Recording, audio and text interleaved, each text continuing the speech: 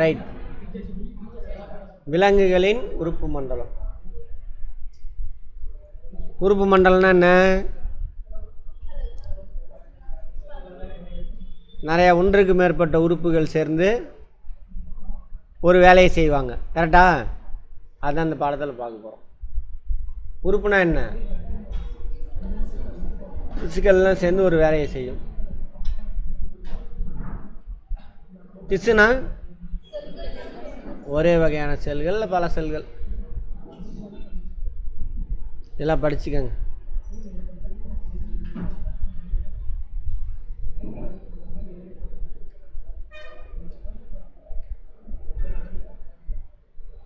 உறுப்பு மண்டலங்கள் சரியா? புறச்சட்டக மண்டலம், தோல் தோர் சுரப்பிலாம் நமக்கு வெளியில் தானே இருக்கு. அதனால் இன்டெகுமெண்ட்ரி சிஸ்டம் உறுப்பு மண்டலம்.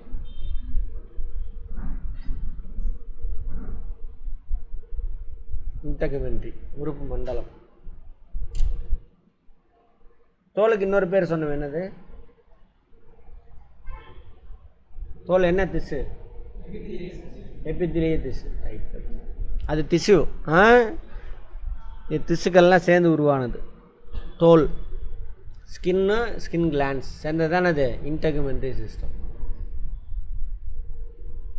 இவங்களோட வேலை பாதுகாத்தல், கழிவு நீக்கம். இன்னும் கொஞ்சம் வேலையில் இருக்கு. தோலில் கழிவு நீக்கம் நடக்குதா? என்னது? வியர்வை சுரப்பியால். எலும்பு மண்டலம், ஸ்கெல்டல் சிஸ்டம். எலும்பு மண்டலம், மண்டையோடு, முதுகெலும்பு தொடர், மார்பெலும்பு. இப்போ தானே பார்த்தோம் மார்பெலும்பு வளையங்கள், மூட்டுகள். இதெல்லாம் அவங்களோட வேலை என்ன? ஆதாரம், வடிவம் கொடுக்கறது. அதெல்லாம். அடுத்து தசை மண்டலம், தசை நார்கள் சேர்ந்தது. சுருங்குதல், தளர்வது காரணமாக இயக்குதல். கரெக்டா? நரம்பு மண்டலம், நர்வஸ் சிஸ்டம், மூளை, தண்டுவடம், நரம்புகள். நரம்பு தூண்டுணர்வு, கடத்துதல், இன்ஃபர்மேஷனை கடத்துறது. அதுதான் அவரோட வேலை. இரத்த ஓட்ட மண்டலம், இதயம், ரத்தம், இரத்த குழாய்கள், இரத்த நாளங்கள். Heart, blood, blood vessel. சுவாச வாய்கள் எடுத்துகிட்டு போகிறது, ஊட்டச்சத்து பொருட்கள் எடுத்துகிட்டு போகிறது, கழிவுகள் எடுத்துகிட்டு போகிறது. கரெக்டா? சுவாச மண்டலம், ரெஸ்பிரேட்டரி சிஸ்டம், சுவாசப்பாதை, நுரையீரல், மூக்கு, சுவாசக்குழல். சரியா? அதெல்லாம். அப்புறம் நுரையீரல், சுவாசித்தல் தான் அவங்களோட வேலை. செரிமான மண்டலம். செரிமான மண்டலம்னா இது பெரிய பெரிய பொருள், நம்ம சாப்பிட்ற பெரிய பெரிய ஒன்றுலாம் சின்ன சின்னதாக உடச்சி உறிஞ்சணும். உடம்புக்கு தேவையானது உறிஞ்சி எடுக்கணும். அதான் அவரோட வேலை. செரிமான பாதை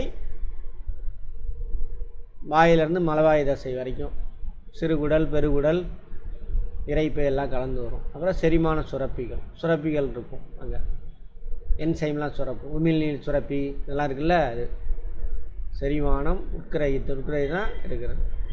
அப்புறம் நம்ம உடம்பு டைஜஸ்ட், உறிஞ்சாத பொருளை வெளியில் தள்ளுறது. அவங்களோட வேலை.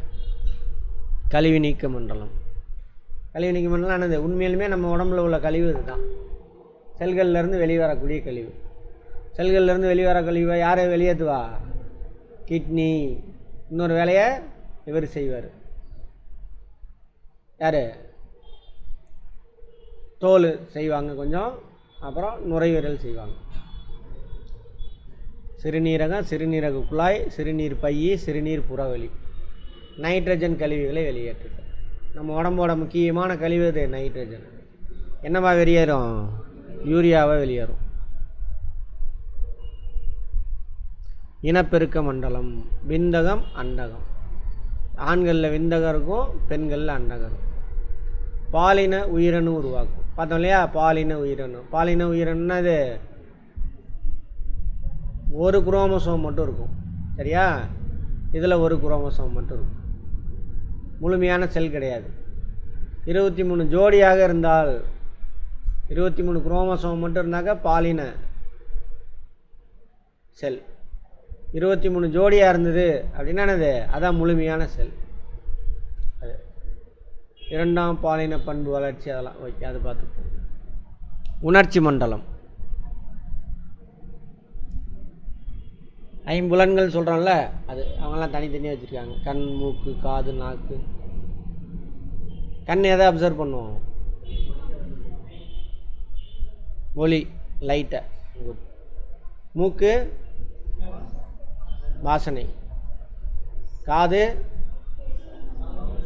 ஒலி சவுண்டு, நாக்கு சுவை, தோல் தொடு உணர்வு. அதெல்லாம் நாளமில்லா சுரப்பி மண்டலம்.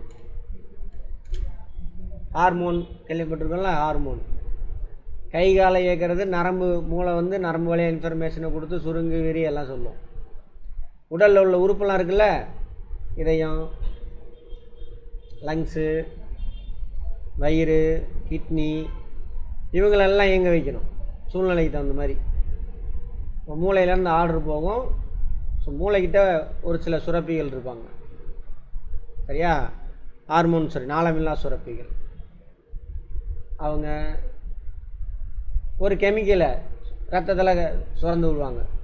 அது போய் எந்த உறுப்பு வேலை செய்யணுமோ அந்த உறுப்பு போய் அட்டாக் பண்ணி வேலை செய்ய, இப்போ இது தேவை அப்படின்னு சொல்லும், சரியா? ஹார்மோன், இதுதான் ஹார்மோன். நாளமில்லா சுரப்பி மண்டலம். அது மாதிரி பிட்யூட்ரி, தைராய்டு, பாராதைராய்டு, அட்ரினல், கணையம், பீனியல், தைமஸ், இதெல்லாம் அனைத்து உறுப்பு மண்டலங்களின் செயல்களை ஒருங்கிணைத்தல். புரியுதா? அவங்க தூண்டி விடுறது, வேகமாக செயல்பட்டால் குறைக்கிறது, இது எல்லாமே. மொத்தம் எத்தனை இருக்குது? 1 2 3 4 5 6 7 8 9 10 11 11 மண்டலங்கள் இருக்குது. மனிதன் செரிமான மண்டலம் இப்போ ஒவ்வொன்றா பார்க்க போகிறோம். செரிமான மண்டலம்னா என்ன? நம்ம உண்ணக்கூடிய பெரிய மாணிக்குள்ளே சின்ன சின்னதாக உடச்சி அதை உறிஞ்சி ரத்தத்திட்ட கொடுக்கணும், அதுதான் அவரோட வேலை. அப்புறம் உறிஞ்ச முடியாத மிச்ச கழிவெல்லாம் என்ன பண்ணணும்? வெளியில் தள்ளணும். ஓகேவா? ரைட், சரிம்மா. நம்ம உணவில் என்னென்ன இருக்கும்? விட்டமின்கள், தாதுக்கள், இதெல்லாம் சிம்பிளாக இருக்கும், அதெல்லாம் ஈஸியாக உறிஞ்சிடும். பட் இந்த கார்போஹைட்ரேட்லாம் எப்படி இருக்கும்? கார்போஹைட்ரேட்டு, புரோட்டீன், கொழுப்பு, இதெல்லாம் சிக்கலானது, மாலிகுல் பெருசாக இருக்கும். இந்த மூலக்கூறுகளானவை எளிய பொருளாக மாறாத பட்சத்தில் நமது உடலானது அவற்றை பயன்படுத்த முடியாது. ஃபேட்டு சாப்பிட்றோம், அப்படியே போச்சுன்னா நம்ம உடம்பு உறிஞ்சாது, சரியா? அதை சின்ன சின்னதாக உடைக்கணும். ஃபேட்டை சின்னதாக உடைச்சா நம்ம கிடைக்கும் அமிலங்கள் கிடைக்கும். ஃபேட்டு பெரிய மாலிகுல் உடைச்சா அமினோ அமிலமாக சின்ன மாலிகுலாக உறிஞ்சிக்கும். புரோட்டீன் எப்படி உடையும்? புரோட்டீன்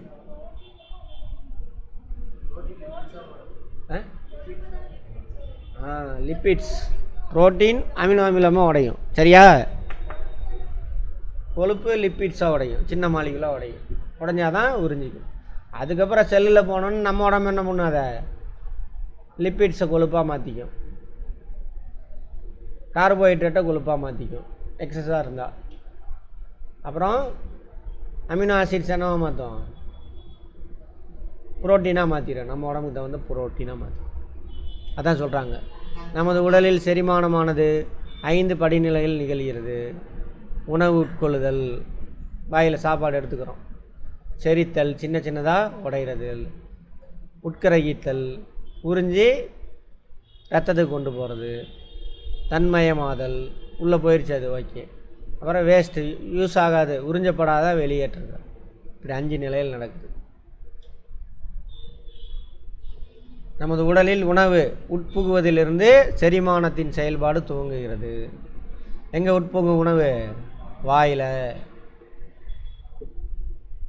வாயில் எப்போ எப்படி ஸ்டார்ட் ஆகுது? மெல்ல ஆரம்பிப்போம், அது கூட உமிழ் நீர் கலக்கும். அந்த உமிழ் நீர் என்சைம், பெரிய மாலிகுலாம் அவரும் சின்னதாக உடைப்பார், பல் வச்சு அரைக்கிறோம்ல, அதுவும் பெரிய மாலிகுலாக சின்ன சின்னதாக உடைக்கும். ஓகேவா? ரைட். இதுவே உட்கொள்ளுதல் எனப்படும். இன்டேக்கா? இன்டேக். சிக்கலான, கடினமான, கரையாத தன்மையுடைய உணவு மூலக்கூறுகளானவை செரிமான நொதிகளின் செயலால் உமிழ்நீர் இருக்குல்ல, செரிமானம் சிறிய, எளிய, கரையும் மற்றும் விரவும்னா தண்ணியில் கலக்கிறது தன்மையுடைய துகள்களாக மாறுவதே செரித்தல் எனப்படும். உணவு செரிமானம் அர்த்தம் புரியுது இல்லையா? யார் அதை பண்ணுறா? நொதிகள். தொடர்புடைய உடல் உறுப்புகளின் அமைப்பை செரிமான மண்டலம் என்போம். வாயில் வச்சு ஆரம்பித்து மலவாய் வரைக்கும். அதில் இது வாய், இங்கே உமிழ்நீர் சுரப்பிகள்லாம் இருக்கும். தொண்டை, உணவுக்குழல். உணவுக்குழல்லேருந்து நேராக வந்தோடனே இதான் இரைப்பை. அங்கே கொஞ்சம் நேரம் இருக்கும். இரைப்பை ஒரு சில நொதிகளை சுரக்கும், அது சின்ன சின்னதாக உடைக்கும். அப்புறம் இரைப்பையிலேருந்து அப்படியே சிறுகுடலுக்கு என்ட்ராகும். சிறுகுடல் இது. சிறுகுடலுக்கு என்ட்ராகும் பொழுது இந்த இவர் இருக்கார்ல,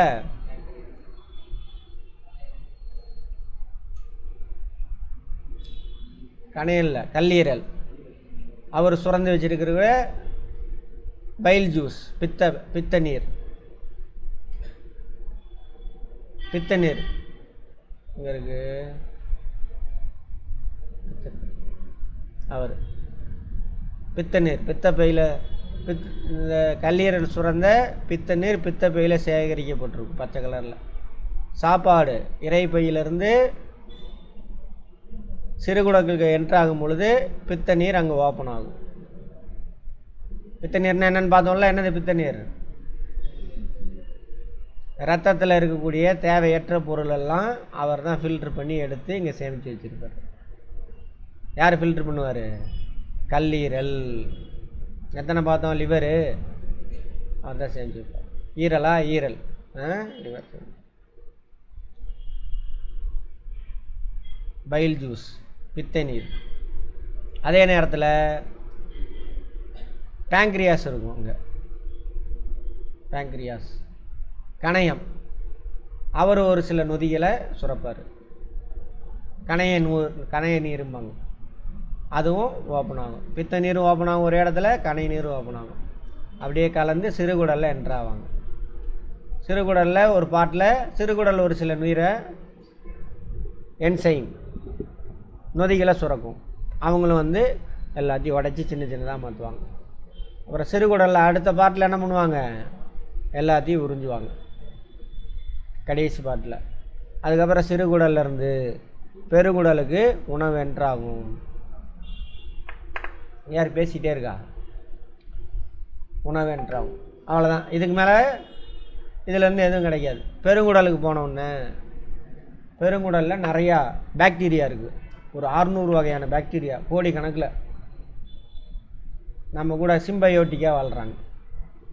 அவங்க நம்ம உடம்பை டைஜஷன் பண்ணி சின்ன சின்னதாக உடச்சி அப்சர்வ் பண்ணாத உணவெல்லாம் அங்கே பெருங்குடலில் போய் நிற்கும். அதை அவங்க டைஜஷன் பண்ணுவாங்க. அவங்க சாப்பிட்டு கழிவெல்லாம் அங்கேயே போடுவாங்க. அவங்க சாப்பிட்டு கழுவி போடுறாங்கல்ல, அந்த கழிவுலேருந்து ஒரு சில மினரல்ஸ்லாம் நமக்கு கிடைக்கும். ஸோ பெருகுடல் என்ன பண்ணுன்னா, அந்த பாக்டீரியா சின்ன சின்னதாக உடைக்கக்கூடிய கழிவுகள், அந்த மினரல்ஸு, விட்டமின்ஸு ப்ளஸ் எக்ஸஸாக போன தண்ணி எல்லாத்தையும் உறிஞ்சி திரும்ப ரத்தத்தில் கொடுப்பாங்க. அந்த பாக்டீரியாலாம் நமக்கு நல்ல பாக்டீரியா. அவங்க அங்கே இருக்கணும். எங்கே? பெருங்குடலில். சிறுங்குடலில் இருக்க மாட்டாங்க, பெருங்குடலில் இருந்தால் தான் என்ன பண்ணுவாங்க? நம்ம சாப்பிட்டது போக, நம்ம உடம்பு உறிஞ்சினது போக மிச்சம் உள்ள உணவு இருக்கு இல்லையா, அதை டைஜஷன் பண்ணி அவங்க கழிவாக போடுவாங்க. அவங்க கழிவுலேருந்து ஒரு சில பொருள் என்ன ஆகும்? நமக்கு உணவாக நம்மளுடைய உடம்பு அப்சர்வ் பண்ணிக்கும். புரிஞ்சுதா? அப்புறம் அதெல்லாம் போக மிச்சம் இருக்கிறத என்ன ஆகும்? கழிவாக வெளியில் வரும். அவ்வளோதான். 2 தொகுதிகளாக பிரிக்கணும்.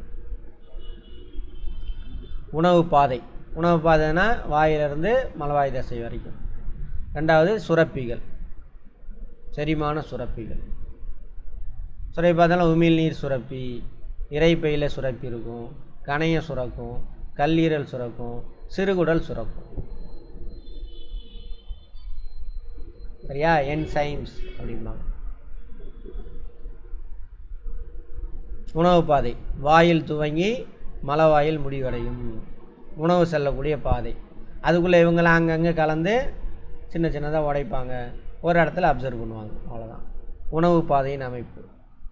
தசையாலான சுருண்ட மற்றும் குழாய் வடிவ அமைப்பு. சுருண்டு இருக்குது, குழாயாகவும் இருக்குது. சுருண்டு இருக்கா, பைப்பு நடுவில் வாட்டர், அது வழியாக தான் என்ட்ரு ஆகி போகும். இவ்வுணவு பாதை வாய், வாய்க்குழி, தொண்டை, உணவு குழல், இரைப்பை, சிறுகுடல். சிறுகுடலில் 2-3 இருக்குது. முன் சிறுகுடல், நடுச்சிறுகுடல், பின் சிறுகுடல், அப்புறம் பெருங்குடல். பெருங்குடலில் குடல் வால்,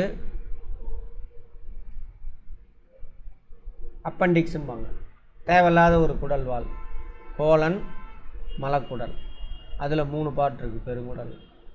மற்றும் மலவாய் போன்ற உறுப்புலாம் இருக்குது. வாய் ஃபஸ்ட்டு உணவு பாதையின் ஆரம்ப துவாரம். கரெக்டா? அங்கே வாய்க்குழிக்குள் திறக்கிறது. வாய்க்குழி மென்மையான அசையும் மேல் கீழ் உதடுகளால் பிணைக்கப்பட்டுள்ளது. ஆமாவா? உதடு. வாய்க்குழியானது பெரிய இடைவெளியோடு மேல் பகுதியில் அன்னம், மேல் பகுதி இருக்குல்ல, அந்த பார்ட் இது. மூச்சுக்குழல் இருக்கும், அதே அந்த இடத்துல வந்துட்டு ஒரு மூச்சுக்குழல் இருக்கும், உணவு குழல் இருக்கும், 2 இருக்குங்க. சாப்பிட்ற சாப்பாடு உணவு குழல் வெளியான்றவங்க. மூச்சு சுவாசிக்கிறாங்கள, மூக்கிலேருந்து வர்றது இது. அது இங்கே 2 குழல் இருக்கும், மூக்கு அங்கே வந்து சேரும்.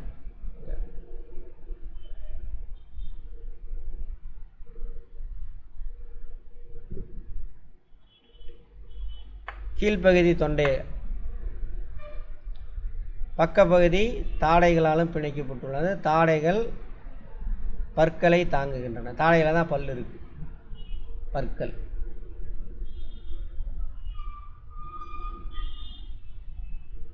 இவங்களோட வேலை உணவை பிடித்து கொள்வதற்கும், வெட்டுவதற்கும், அரைப்பதற்கும் மற்றும் நசுக்குவதற்கும் உதவுது. எது? பற்கள். பற்கள் எங்கே இருக்குது? தாடையில்.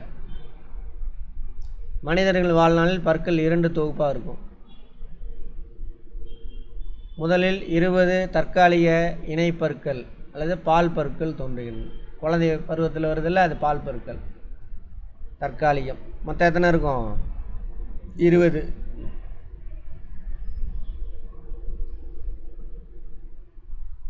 பின்னர் பற்களுக்கு பதிலாக 2ஆம் தொகுப்பில் 32 நிரந்தர பற்கள் மாற்றி அமைக்கப்படுகின்றன.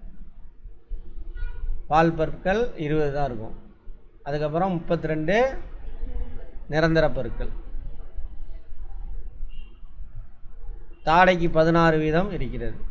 மேல் தாடையில் 16, கீழ் தாடையில் 16.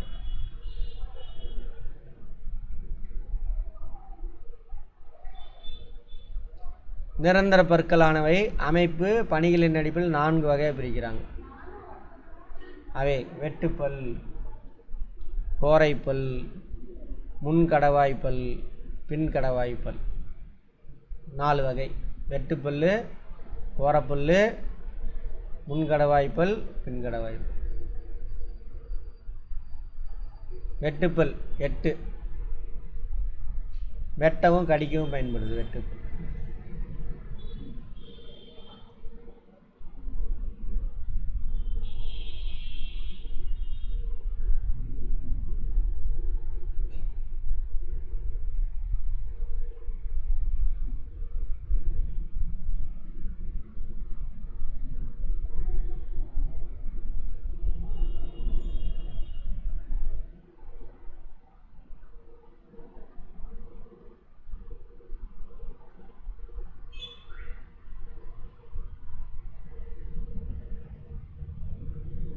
இங்கே பாருங்க,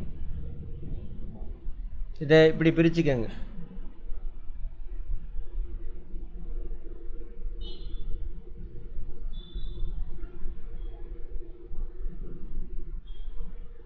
இப்படி பிரிச்சுக்கங்க, ஓகேவா?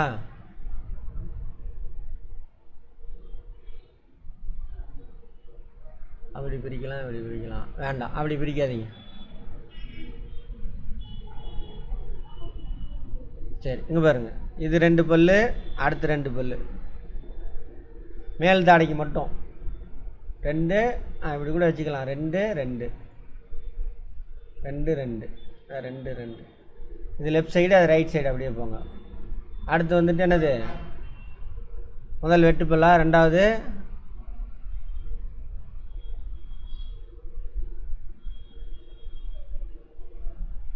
வெட்டுப்பல், அடுத்து கோரைப்பல் ரெண்டாவது, அடுத்து 2, இங்கே 1 இருக்கும், இங்கே 1 இருக்கும், கோரைப்பல். அடுத்த பல் என்னது, முன் கடவாய்ப்பல், அது ஒரு 2 2 இருக்கும், 2 2 கடவாய்ப்பல், 2 2, அதுதான் இது. அடுத்து கடைசி பின் கடவாய்ப்பல், இந்த பக்கம் 3, இந்த பக்கம் 3. புரியுதா? ஃபஸ்ட்டு வெட்டுப்பல் 2 2, முன்னாடி உள்ள 4 பல். அடுத்தது 1 வந்துட்டு கோரப்பல், அடுத்து 2 முன்கடவாய்ப்பல், இங்கே 2 இங்கே 2, அடுத்து 3 பின் கடவாய்ப்பல், 3 3. டோட்டலாக எத்தனை வருது, மேல் தாடையில் மட்டும் 16 பல். அதே மாதிரி செட்டப் எங்கே இருக்கும், கீழ் தாடை 16 பல். ஸோ 16 2 32 டோட்டலாக. அதே குழந்தைக்கு வெட்டுப்பல் 2 2 இருக்கும், கோரப்பல் ஒவ்வொன்று இருக்கும், கடவாப்பல் 2 2 தான் இருக்கும், 10 × 2. ஓகேவா? ரைட். எதுக்கு யூஸ் ஆகுது, கோரைப்பற்கள் 4, அதில் 2 இதில் 2, கிளிக்கியமும் துளையிடவும் என்பது. முன்கடவாய் பொருட்கள் இந்த பக்கம் 2, இந்த பக்கம் 2, ஒரு தாடையில், அது மாதிரி கீழ் தாடையில் 4 4 எவ்வளவு, 8. நசுக்கவும் அரைக்கவும் யூஸ் ஆகுது. அடுத்தது ஒரு தாடையில் மட்டும் இந்த பக்கம் 3, இந்த பக்கம் 3, அப்போ 6. கீழ் தாடையில் ஒரு 6, 12. நசுக்கவும் அரைக்கவும் மெல்றதுக்கு யூஸ் ஆகும். இங்கிலீஷில் வேணுமா? இன்சைசர்ஸ் அப்படின்னா வெட்டுப்பல், கேனைன்ஸ் கோரைப்பல், ப்ரீமோலார் முள் கடவாய்ப்பல், மோலார் பின் கடவாய்ப்பல், அது கலவாய்ப்பல். ஓகேவா? என்ன வேலை செய்கிறாங்கன்னு பார்த்துக்கோங்க. அப்போ பற்கள் மொத்தம் எத்தனை வகை, 4 வகை. ஃபஸ்ட்டு அரைக்கிறவரே அவங்க தான். உமிழ்நீர் சுரப்பிகள், வாயில் எச்சில் வருதுல்ல, அதான் உமிழ்நீர். அதை சுரக்கிறதுக்குன்னு ஒரு ஆர்கான் இருக்குது. மொத்தம் 3 பேர். மேலான சுரப்பி, மேல் தாடையில் அங்கே ஒன்று இருக்கும், கீழே 2 பேர் இருப்பாங்க.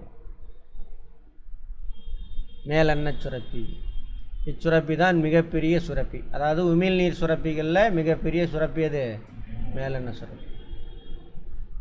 2 கன்னங்களின் காதுக்கு கீழே இருக்காமா இந்த இடத்துல. ஓகேவா? காது. அடுத்தது எங்கம்மா மூக்கில் கை வைக்கிற. அடுத்தது நாவடி சுரப்பி, மிக சிறிய சுரப்பி. அதாவது உமிழ்நீர் சுரப்பியில் மிகச்சிறியது. நாவு அடிப்புறத்தில் இருக்கும். கீழ் மற்றும் மேல் தாடை சுரப்பி, மேலெண்ண சுரப்பி அது வேறையா? சரி. இவை கீழ்த்தாடையின் கோணங்களையும் காணப்படுகிறது. 1 2 3 வகையான சுரப்பி இருக்குது. அன்னச்சுரப்பி, நாவடி சுரப்பி, தாடை சுரப்பி 3. இதில் 3ல் பெருசு எது? மேலெண்ண சுரப்பி. அந்த 3ல் சின்னது எது? நாவடி சுரப்பி. அங்கெல்லாம் இருந்தால் உமிழ்நீர் வரும்.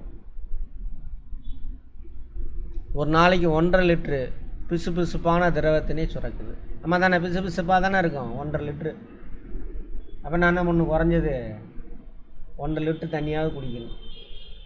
அதேமாரி எச்சி துப்பிக்கிட்டே இருக்கக்கூடாது அடிக்கடி. அது நமக்கு தேவையான பொருள்லாம் அதில் எச்சியில் இருக்கும். சாப்பிட்டீங்க அப்படின்னா என்ன ஆகும், அதெல்லாம் டைஜஷன் பண்ணுறதுக்கு எச்சி வேணும். ரொம்ப உமிழ்நீர் தேவை. எச்சி துப்பிக்கிட்டே இருந்தீங்கன்னா ஒழுங்காக ஜீரணம் ஆகாது. நம்ம சாப்பிட்ற சாப்பாடு ஒழுங்காக உடம்புல ஒட்டாது. புரிஞ்சுதா? ரைட். அதெல்லாம் உமிழ்நீர் என்று அழைக்கப்படுகிறது. உமிழ்நீர் காணப்படும் டயலின் அமிலேஸ் என்ற நொதி ஸ்டார்ச்சை கூட்டு சர்க்கரை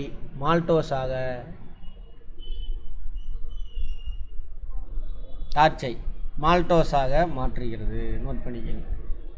உமிழ்நீரில் இருக்கக்கூடிய முக்கியமான பொருள் என்னது? கூட்டுப்பொருள் டயலின். இன்னொரு பேர் என்னது? அமிலேஸ். ஸ்டார்ச்சை வந்து சர்க்கரையாக மாற்றும். ஸ்டார்ச்னா இது நிறையா கார்போஹைட்ரேட் சேர்ந்தது, அதை டைசேக்ரேட்டாக மாற்றுது, உடைக்குது, இரட்டை சர்க்கரையாக மாறுது. இரட்டை சர்க்கரைக்கு பேர் என்னது? மால்டோஸ்னு ஒரு பேர். உமிழ்நீரில் பாக்டீரியாவை எரிக்கும் லைசோசைம் என்ற நொதியானது உள்ளது.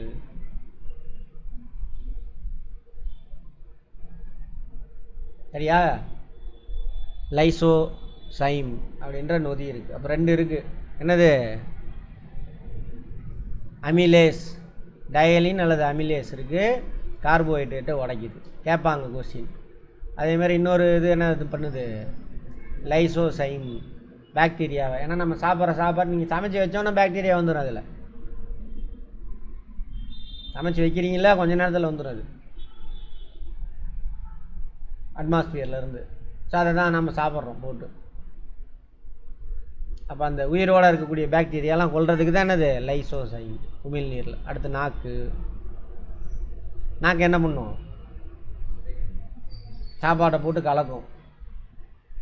உமிழ்நீர் சாப்பாடு நல்லா கலக்க வைக்கும். அப்புறம் உருண்டையாகி என்ன பண்ணும்? உள்ளே தள்ளி விடும். அதான் அதோட வேலை, நாக்கோட வேலை. தசையாலான உணர்ச்சி உறுப்பு ஆகும். உணர்ச்சி உறுப்பா அது? என்ன உணர்ச்சி? சுவை. இது உமிழ்நீருடன் உணவானது கலக்க உதவுகிறது. உணவின் சுவையை உணர்வதற்கு நாவில் உள்ள சுவை மொட்டுகள் உதவுகிறது. சுவை உணரணும். எதுக்கு சுவை உணரணும்?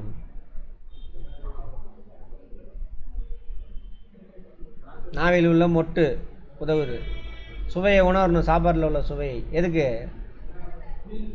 அப்போ தான் உமிழ்நீர் சுரக்கும். சுவை உணர்ந்து மூளைக்கு போனால் தான் இந்த சுவை இருக்குது. உமிழ்நீர் என்ன பண்ணுவோம்? நிறையா சுவையா சுர அப்படின்னு ஆர்டர் போடும். உணவு கவலம் என்று அழைக்கப்படுகின்ற மென்மையாக்கப்பட்ட உணவானது, மென்மையாக்கப்பட்ட அரைச்சி ரெடி ஆயிடுச்சுல்ல, அதான் உணவு கவலன்னு சொல்லுவாங்க. நாக்கின் மூலம் உருட்டப்பட்டு தொண்டை வழியாக விழுங்கப்பட்டு உணவு குழாய்க்குள் கலந்து செல்கிறது. அடுத்தது தொண்டை குழியில் போயிட்டு உணவு குழாய் 2 இருக்கும்.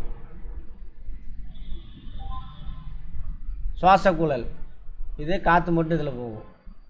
உணவு குழல் இதில் என்றால் இது 2க்கும் ஒரே ஒரு மூடி தான் இருக்கும். காற்று உள்ளே போச்சுனாக்கா உணவு குழல் மூடிக்கும், காற்று குழல் திறந்துருக்கும், காற்று இதில் போகும்.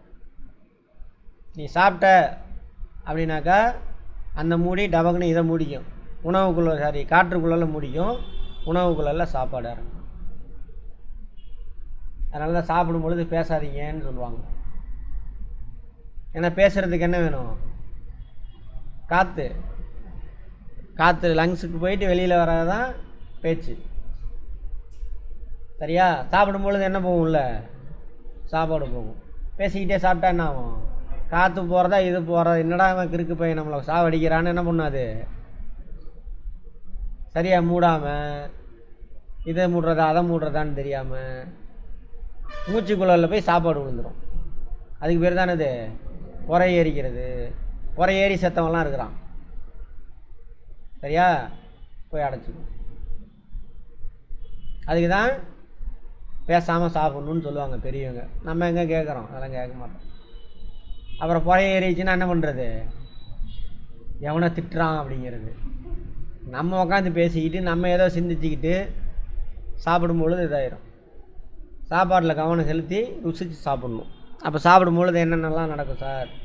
அறிவியல் இதெல்லாம் பேசாமல் சாப்பாட்டை ருசித்து சாப்பிட்றீங்களே, அப்போ என்ன ஆகுனா உமிழ்நீர் நல்லா சுரக்கும். உமிழ்நீர் நல்லா சுரந்தால் பெரிய பெரிய மாலிகுலாம் எல்லாமே உடையும் மேக்ஸிமம். அப்போ நம்ம வயிறு என்ன பண்ணணும்? நீங்கள் சாப்பிட்ட சாப்பாட்டில் மேக்ஸிமம் உறிஞ்சிக்கும். அப்போ உடம்பு நல்லாயிருக்கும். அதான் உடம்புல ஒட்டலைங்கிறாங்கல்ல, ருசித்து சாப்பிட்டோம்னா ஒட்டும். இதை போயிட்டு இப்போ பணக்காரன் ஆனதுக்கப்புறம் சாமியார்கிட்ட போய் கற்றுக்கிட்டு இருப்பானுங்க. ஸ்கூல் புக்கில் இருக்குது. சாமியார் என்ன கற்று தராங்க? போய் கார்பரேட் சாமியாருங்களாம் இருக்கானுங்களே, இந்த சயின்ஸ் அங்கே ஜி பூம்பா சிவன் இருக்கார், பார்வதி இருக்கா, அப்படி இப்படின்னு சொல்லி இதை கற்றுக் கொடுப்பான். அங்கே போய் சொத்தெல்லாம் எழுதி வச்சுட்டு வருங்க. அதான் நடக்கும். கேட்டால் சயின்ஸு பகவான் அப்படி படித்தான் இப்படி படித்தான் இன்னும் கொஞ்சம் எக்ஸ்ட்ரா பிட்டிங்லாம் விட்ருவானுங்க. ஒரு பிட்டிங் வேணாம், இந்த பிட்டிங் ஒழுங்காக ஃபாலோ பண்ணால் போதும், நல்லாயிருக்கும். சரியா? இவ்வாறு உணவானது. அப்போ பேசாமல் சாப்பிடும்பொழுது சுவைச்சி சாப்பிடுவோம், உமிழ்நீர் நிறையா சுரக்கும், மேக்ஸிமம் மாலிகுலாம் டீகம்போஸ் உடஞ்சிரும், அப்போ நிறையா அப்சர்வ் பண்ணும். அப்போ கம்மியான சாப்பாடு சாப்பிட்டா போதும், நிறையா அப்சர்வ் பண்ணி நல்லாயிருக்கும். இவ்வாறு உணவானது விழுங்கப்படும் பொழுது குரல் வளை மூடி சொன்ன இல்லையா, ஒரு மூடி அது தசையாலான மடல் போன்ற அமைப்புடைய தசையாலான குரல் வளையின் முனை மற்றும் மூச்சுக்குழலின் துவக்கத்தில் அமையும். சொன்ன இல்லையா, குரல் வளை மூச்சுக்குழல் உணவு குழல் அந்த இடத்துல இருக்கும், ஒரு இதழ் மாதிரி. மூச்சுக்குழலுக்குள் உணவு போய்விடாதபடி தடுக்கிறது. யார் அவர்? குரல் வளை மூடி. அவ்வளோதான். அடுத்து தொண்டை.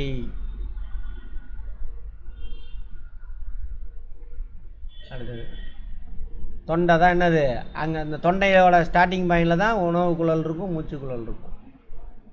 தொண்டையில் மேலே பார்த்தீங்க அப்படின்னா மூக்கோட ஓட்டை இருக்குல்ல, அது ஜாயிண்ட் ஆகும். சைடில் வாயோட ஓட்டை ஜாயிண்ட் ஆகும். தொண்டை என்பது மூக்கு வாய்க்கு பின்னால் காணப்படும் மென்படலத்தால் சூழப்பட்டுள்ள குழி. அவ்வளோதான், சின்ன ஏரியா. இந்த ஏரியா அப்படி இது வாய்ப்பகுதியை உணவுக்குள்ளுடன் இணைக்கிறது. இதான் வாய், உணவுக்குள்ளோட இதான் உணவுக்குள்ளல். இது வாயிலிருந்து உணவானது உணவுக்குள்ளலுக்கு கடந்து செல்லும் பாதையாக இருக்கும் தொண்டை. உணவுக்குழல் 22 சென்டிமீட்டர் நீளமுடையது.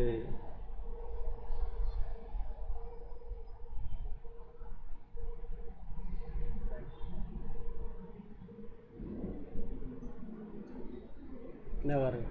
இதான் தொண்டை, இதான் உணவுக்குழல் ஸ்டார்ட் ஆகுது. வாய் வெளியே சாப்பாடு போய் என்ட்ராகும். எவ்வளோ சென்டிமீட்ரு? இந்த இடத்துல இங்கே கட் ஆகும். இதுதான் இறைப்பை, வயிறுன்னு சொல்கிறோம்ல, அது 22 சென்டிமீட்டர் நீளம். இங்கே ஒன்றும் நடக்காது, சுருங்கி விரியும், சாப்பாடு உருண்டையாகி அப்படியே ட்ராவல் ஆகி அங்கே போய் என்ட்ராகும். இங்கே எதுவும் சுரக்காது, உணவுக்குழலில் எதுவும் சுரக்காது. ஜஸ்ட்டு வாயிலிருந்து தொண்டைக்கு வரக்கூடிய உணவை எடுத்துகிட்டு போய் இறைப்பையிட்ட கொடுத்துரும். அதான் அவரோட வேலை. அது சுருங்கி விரியும். தசைப்படலம் சூழாகும். இது தொண்டையிலிருந்து உணவினை இறைப்பைக்கு பெரிட்டால்சிஸ் எனும் குடல் தசை சுவரின் சீரான சுருங்குதல் மற்றும் தளர்தல். அந்த செயலுக்கு பேர் என்னது? பெரிஸ்டால்சிஸ். சீராக சுருங்கி விரியும். அப்போ சாப்பாடு என்ன ஆகும்? அழகாக ட்ராவல் ஆகி உள்ள போகும். சுருங்கி விரியலை கட்டாயிருச்சா?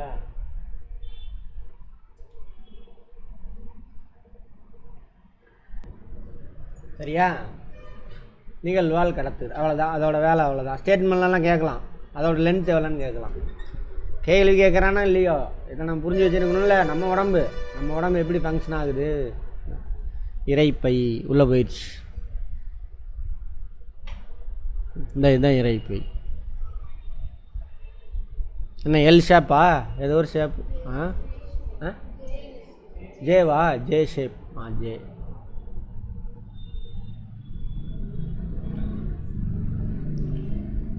உணவு குழலுக்கும் சிறுகுடலுக்கும் இடையே ஜே போன்ற வடிவத்தில் காணப்படும் தசையாலான அகன்ற உறுப்பு சிறுகுடல். இந்த இடத்துல ஸ்டார்ட் ஆகும். சிறுகுடலுக்கு மேலே இது சுற்றிட்டு வரும். சிறுகுடல் இப்படி வந்து நிறையா தான் நீளமானது. அப்புறம் இங்கேருந்து போய் பெருங்குடல் இங்கே அட்டாச் ஆகும். பெருங்குடல் அதுக்கு மேலே இப்படி சுற்றிட்டு ரிட்டன் இப்படி வந்து இது வழியாக வெளியில் போகும் கழிவு. சரி, சிறுகுடலுக்கும் உணவு குழலுக்கும் இடையே இருக்கக்கூடிய இணைப்பு பாலம் ஒரு பை மாதிரி இருக்கும். அதில் போய் சாப்பாடு இறங்கிடுச்சு. அங்கே அதேமாரி அதோட சுவர்களில் எபித்திலியல் திசு இருக்கு இல்லையா, அதோட சுவர் எபித்திலியல் திசு. ஒரு சில சுரப்பிகள் மெயினாக HCl சுரக்கும். Hydrochloric acid, HCl. ஃபார்முலா கேட்பான் பார்த்துக்கோங்க. HCl hydrochloric ஆசிட்டும்பாங்க. ஹைட்ரோக்ளோரின்னா அது அமிலத்தன்மை உள்ளதுனால ஹைட்ரோக்ளோரிக் ஆசிட். அதான் எரியும் வயிறு. நேரத்துக்கு சாப்பிடல அப்படின்னா அது சுரந்த நிறையா பேர் இருப்பாங்க. அதுக்கு மேலே நீங்கள் சாப்பிட்லன்னா உங்களோட அந்த இரைப்பையோட சுவர் இருக்குல்ல, அதையே அது சாப்பிட அரிக்க ஆரம்பிச்சிடும். சரியா? இரைப்பையின் உள்ளடுக்கு சுவரில் காணப்படும் சுரப்பியிலிருந்து இரைப்பை நீர் சுரக்கிறது. சரியா? இந்த இரைப்பை நீர் நிறமற்றதாகவும் அதிக அமிலத்தன்மையுடன் ஹைட்ரோகுளோரிக் அமிலத்தையும் நொதிகளான ரெனின், எல்லாத்துக்கும் கிடையாது, குழந்தைங்க மட்டும்தான் இருக்கும், நமக்கெல்லாம் கிடையாது. நம்ம வயிற்றில் இரைப்பையில் ஹைட்ரோகுளோரிக் ஆசிட் மட்டும்தான் சுரக்கும். குழந்தைங்க வயிற்றில் ரெனின் அப்படின்ற ஒரு நொதினா என்ன பண்ணும், பெரிய மாலிகுலை சின்னதாக உடைக்கும். சரியா? பச்சிளம் குழந்தைங்களுக்கு மட்டும். அப்புறம் பெப்சின், இது எல்லாத்துக்கும் வரும், ஆகியவற்றை கொண்டதாக இருக்கும். ரெனின் குழந்தைக்கு மட்டும்தான் இருக்கும். அதனால தான் பால் இருக்குல்ல, பாலில் இருக்கக்கூடிய புரோட்டீன் அதெல்லாம் சுரக்கிறதுக்கு அடல்ட் இருக்காங்கள அவங்களுக்கு முடியாது. ஏன்னா அவங்களுடைய வயிற்றில் எதுக்கு சுரக்காது, ரெனின் சுரக்காது. ஃபேட்டு மட்டும்தான் அடல்ட் எடுத்துக்கும். பாலில் இருந்து ஃபேட்டு மட்டும்தான் எடுத்துக்கும். மற்ற புரோட்டீன்லாம் இருக்கும் பாலில், அதை வந்து என்ன பண்ணாது, அடல்ட் வந்து அடல்ட் உடம்பு உறிஞ்சாது. சரி, குழந்தைகளுக்கு மட்டும்தான் அதை அந்த பாலில் உள்ள ஃபேட் அதாவது புரோட்டீனை ஜீரணிக்கக்கூடிய தன்மை உண்டு. அதுக்கு யார் காரணம், அந்த ரெனின் அப்படிங்கிறது. அப்புறம் பெப்சின், இது நம்ம இதெல்லாம் இருக்கும். இந்த ஹைட்ரோகுளோரிக் அமிலம் இருக்கு இல்லையா, அது என்ன பண்ணுன்னா நம்ம வாயில் நொதியிலேருந்து தப்பிச்சிச்சில் பாக்டீரியா, ஒரு சில பாக்டீரியா உயிரோடு போயிடும். அந்த பாக்டீரியாலாம் கொல்றது தான் அவரோட வேலை. ஆசிட் தானே, டாய்லெட்டுக்கு என்ன ஊற்றுவீங்க, அதே ஆசிட் தான் இது. என்ன பண்ணும் டாய்லெட்டில், இது மைக்ரோப்ஸ் எல்லாம் கொண்டு போடும். சரியா? ரைட். செயலற்ற பெப்சினோஜைன் செயலாற்றும் பெப்சின் ஆக மாற்றப்பட்டு உட்கொள்ளப்பட்ட உணவில் உள்ள புரதத்தில் செயலாற்றுகிறது. பெப்சினோட வேலை. பெப்சின் எதை டைஜஸ்ட் பண்ணுறாரு, புரோட்டீனை. நாங்கள் வச்சுக்கோங்க, வாயில் என்ன ஸ்டார்ட் ஆச்சு, அமைலிஸ். எதை சுரந்தது, எதை டைஜஸ்ட் பண்ணிச்சு, ஸ்டார்ச். அங்கே இது வந்து புரோட்டீன். பாருங்கள், ஒவ்வொருத்தங்களும் ஒவ்வொரு வேலையை செய்கிறாங்க. அது ஒரு பக்கா சிஸ்டம், எது நம்ம உடம்பு. சரி, உணவோடு விளங்கப்பட்ட பாக்டீரியாக்களை ஹைட்ரோகுளோரிக் அமிலம் அழித்து விடுகிறது. அதே நேரத்தில் அமிலத்தன்மையால் இரைப்பையின் உட்சுவர்கள் பாதிக்கப்படாத விதத்தில் வலுவழுப்பான திரவம் ஒன்று பாதுகாக்கிறது. மாந்திலாம் எடுத்திங்கன்னா வளவளப்பாக ஒன்று பாருங்கள் வரும். அது எதுக்குன்னா, இது ஆசிடா, ஹைட்ரோகுளோரிக் ஆசிட்டு. அது இரைப்பையோட சூரை வந்து அரிச்சிடக்கூடாது. அதுக்காக ஒரு வளவளப்பாக ஒரு கோலை அப்படிம்பாங்க, திரவம் சளி மாதிரி. வாந்தி எடுத்திங்கன்னா வரும் பாருங்க, அது உற்பத்தி ஆகுது. கோலை இருக்குது, அப்புறம் வேறு எனக்கு பெப்சின் இருக்குது, அப்புறம் ரெனின் குழந்தைங்கள்ட்ட, அப்புறம் ஹைட்ரோகுளோரிக். இதில் பெப்சின்னு புரோட்டீனை அடிக்கும், ஹைட்ரோகுளோரிக் ஆசிட்டு பாக்டீரியாவை காலி பண்ணும். சரியா? கோலை என்ன பண்ணும், வயிற்று அரிக்காமல் பார்த்துக்கும். அது ரொம்ப நேரம் சாப்பிடாமல் இருந்தால் அரிச்சிடும், வயிற்று புண்ணு அப்படின்றாங்கல்ல அது. இரைப்பையில் உள்ள இரைப்பை நீர் மற்றும் அரைக்கப்பட்ட உணவும் சேர்ந்து அதான் இந்த இரைப்பை நீர், அவங்கெல்லாம் சேர்ந்தால் தான் இரைப்பை நீர் சேர்ந்து உணவு கவலமானது அரை செரிமான நிலையில் மாறியிருப்பது இரைப்பை பாகு என அழைக்கப்படுகிறது. உள்ளேருந்து போனது கவலத்துக்கூட இது சேருது, செரிமான அந்த இரைப்பை நீர் கலந்து எல்லாம் இந்த இதெல்லாம் சேர்ந்து கலந்து மிக்ஸ் ஆகி கொஞ்சம் கொலன்னு இரைப்பாகு கொலன்னு ரெடியாக இருக்குது. இந்த இரைப்பாகு குடலுக்குள் மெதுவாக குடல்வால் வழியாக நகர்கிறது. அங்கேருந்து சிறுகுடலுக்கு போகுது. கனகலி அப்போவே இதுதான் இரைப்பையிலேருந்து சிறுகுடலுக்கு என்ட்ராகக்கூடிய இடம், ஸ்டார்டிங் பாயிண்ட். இங்கே தான் என்னாகும், பித்த நீர் கால் பிளேடிலேருந்து ஓப்பன் ஆகும். கனை நீர் இங்கேருந்து கனை நீரை ஓப்பன் பண்ணும். அங்கேருந்து போகக்கூடிய அந்த இது எல்லாம் கலந்து உள்ளே என்ட்ராகும். சிறுகுடலுடைய ஃபஸ்ட்டு பார்ட்டில் இந்த கலவை உள்ளே என்ட்ராகுது. ரெனின் டபுள் என் ஐ அது வேறு, சிங்கிள் என் ஐ வேறு. இது ஒரு செரிமான ஊக்கியாகும். பால் புரதமாகிய கேசினை உறைய வைக்கிறது. மற்றும் புரதம் செரிமானமாவதை அதிகரிக்கிறது. ரெனின். அடுத்து ரெனின். இங்கே என்ன ரெனின் பொருள்தான்? ரெனின் குழந்தைகள். இது ரெனின் ஆஞ்சியோ டென்சினோஜென்னை ஆஞ்சியோடென்சினாக மாற்றுகிறது மற்றும் சிறுநீரக வடிநிர்மத்திலிருந்து நீரையும் சோடியத்தையும் சீராக உறிஞ்சுகிறது. இது சிறுநீரகத்தில் இருக்கிறது. சிறுநீரகம் இருக்குல்ல, அதில் இருக்கிறது. உறிஞ்சும். எக்ஸஸாக உறிஞ்சிக்கிட்டு நிறையா தண்ணி போயிடும், ரத்தத்துலேருந்து உறிஞ்சிடும். திரும்ப அதிலேருந்து என்ன பண்ணும்? அந்த கால்சியத்தையும் சோடியத்தையும் தண்ணியும் உறிஞ்சி திரும்ப ரத்தத்தில் கொடுத்துரும்.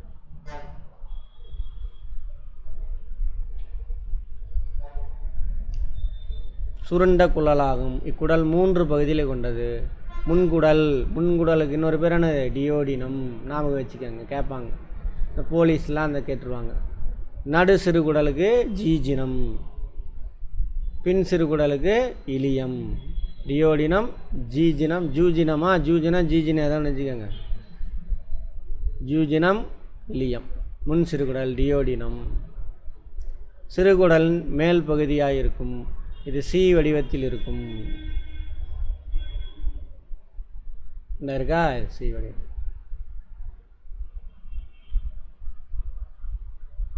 இங்கே பித்த நாளமும் கால் பிளேடர் சொன்னல, கல்லீரலிருந்து சேமிக்கக்கூடிய அந்த பித்த நீரை சேமித்து வைக்கக்கூடிய பை கால் பிளேடர் அப்படிம்பாங்க. கணைய நாளமும் கணையத்திலிருந்து இணைந்து டியோடினத்தில் திறக்கிறது. கேட்பாங்க.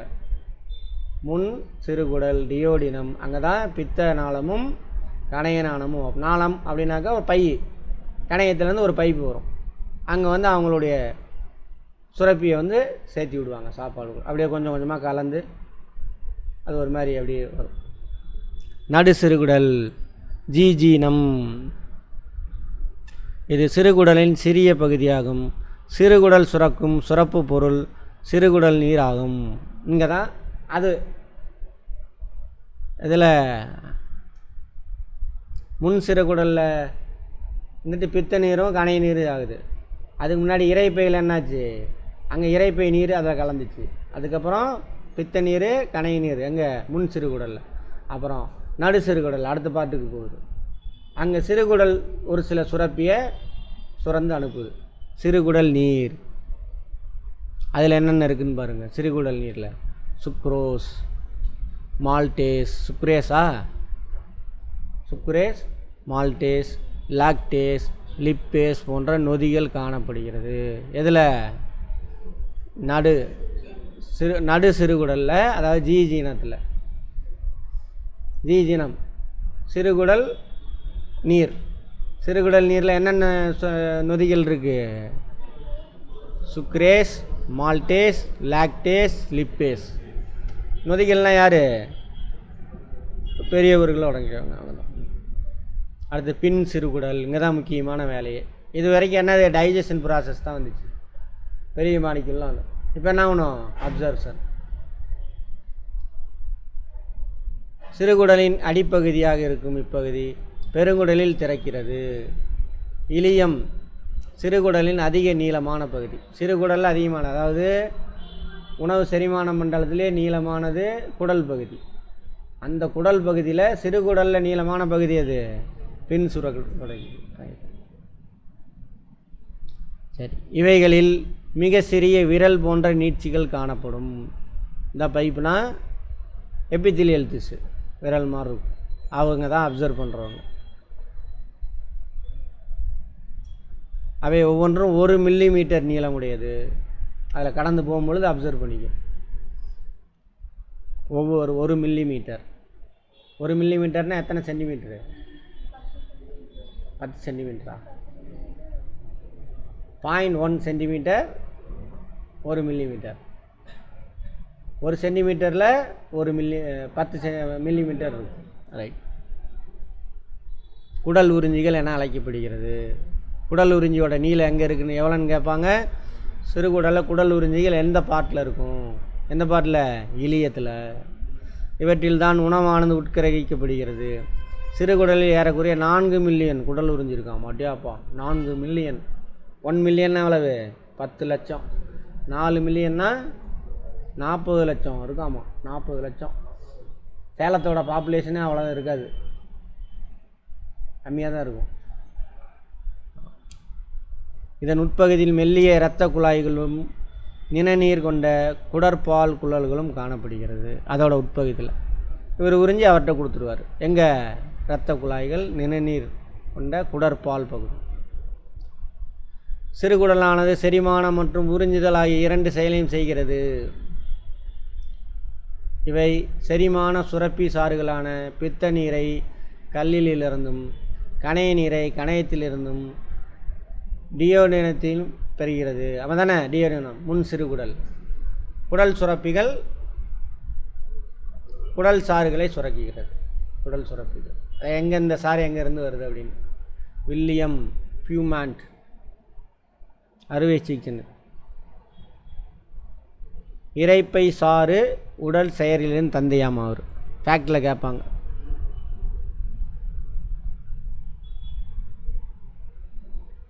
கல்லீரல். கல்லீரலோட வேலை முன்னாடி சொல்லியாச்சு, அதனால் படித்து மட்டும் எக்ஸ்பிளைன் பண்ணுறேன். உடலில் காணப்படும் மிகப்பெரிய செரிமான சுரப்பி என்டையர் உடல்லையே. சரியா? ஆமாம், மிகப்பெரிய சுரப்பி கல்லீரல். இது செம்மண் நிறத்தில் இருக்கும். ஆமாவா? பார்த்துருக்கீங்களா இல்லையா? ஆட்டு இதெல்லாம் பார்த்து. இது வலது இடது என 2 கதுப்புகள், 2 பாட்டு இருக்கும். வலது கதுப்பானது இடது கதுப்பை விட பெரியது. பார்த்தாவே தெரியும். ரைட் சைடு பெருசு, சின்னதாக இருக்கும், இது பெருசு. கல்லீரலின் கீழ்ப்பகுதி பித்த பையானது அமைந்துள்ளது. இந்த இது பச்சை கலரில் இருக்குல்ல, கல்லீரல் செல்கள் பித்த நீரை சுரக்கிறது. கல்லீரல் செல் அது தற்காலிகமான பித்த பையில் சேமிக்கப்படும். பித்த நீரை எங்கேருந்து சுரக்கும்? ரத்தத்திலேருந்து பிரித்து சுரக்கும். சரியா? ரைட். அது எங்கே சேமிக்கப்படுது? பித்தப்பை, கால் பிளேடர். பித்த நீரானது உணவு உட்புகும் நேரத்தில் சிறுகுடலுக்கு வெளிப்படுகிறது. ஆமாவா? உணவு இரைப்பையிலிருந்து சிறுகுடல் என்ட்ராகும் பொழுது அதில் ரிலீஸ் ஆகும். அதான் சொல்கிறாங்க. பித்த நீரில் பித்த உப்புகள் என்னென்ன இருக்குதுன்னு பார்த்துக்கோங்க. பித்த உப்புகள் பித்த நீரில் சோடியம் கிளைகோலேட் மற்றும் சோடியம் டாரோகிளைகோலேட் இதெல்லாம் பித்த உப்புகள். பித்த நிறமிகளும் பைலிரூபின் பித்த நிறமி. சரியா? பைலி விரிடியன் நிறமி கலர் கொடுக்கும். அவங்கெல்லாம் இந்த மஞ்சள் கலராகவோ பச்சை கலராகவோ வரும். ரொம்ப பித்தம் இருந்தால் எப்படி இருக்கும்? பச்சையாக வரும் பித்தம். வாந்தி எடுத்துருக்கீங்களா? யாருமே வாந்தி எடுத்துக்கல அந்தளவுக்கு? பரவாயில்லையே. சரி, அந்தளவுக்கு மாத்திரை மருந்து வந்துருச்சுன்னு அர்த்தம். சரி, அடுத்தது பித்த உப்புகள் பால்மமாக்கல் என்ற செயலின் அடிப்படையில் கொழுப்பு செரித்தலுக்கு உதவுகிறது. நோட் பண்ணிக்கோங்க, முக்கியமானது. பித்த உப்புகள் பால்மமாக்கல் பெரிய கொழுப்பு திவலைகளை சிறு சிறு திவலைகளாக மாற்றப்பட்டு கொழுப்பு செரிக்கப்படுவது. அதான் பால்மமாக்கல். அது கொழுப்பு செரித்தல். பெரிய கொழுப்பு என்ன பண்ணுறது? கொழுப்பை செரிக்கிறதுக்கு பயன்படுறது எது? எது? பித்த நீர், பித்த உப்புக்கள்.